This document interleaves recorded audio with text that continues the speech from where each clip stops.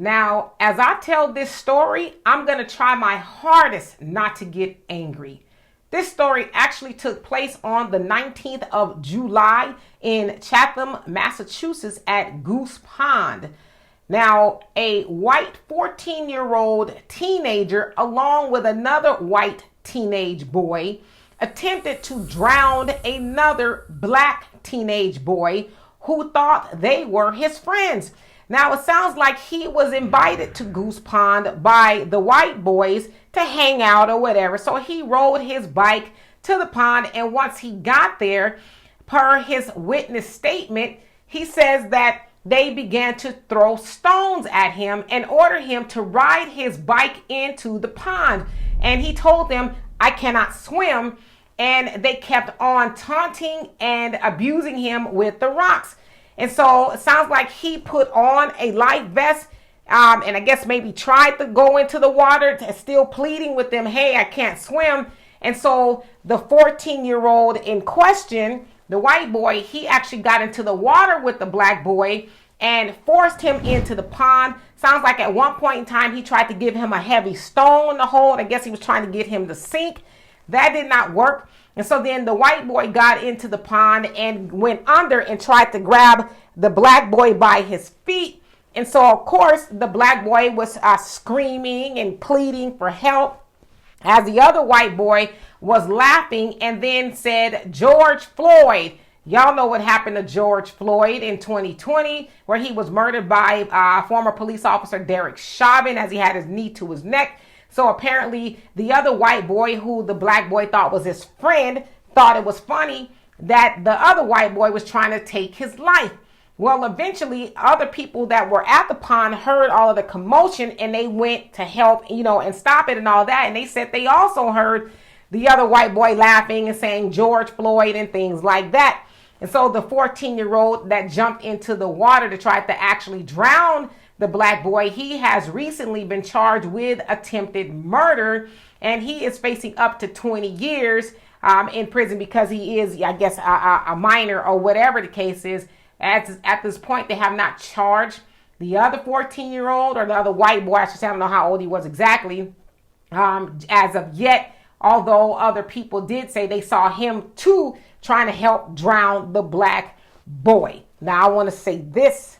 I am so happy that this is not a story about another black child being harmed by white people.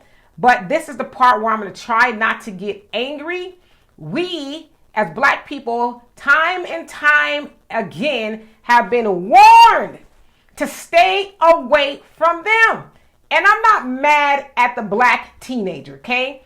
I am mad at his black parents and any other black parents or people who keep thinking that those people are our friends.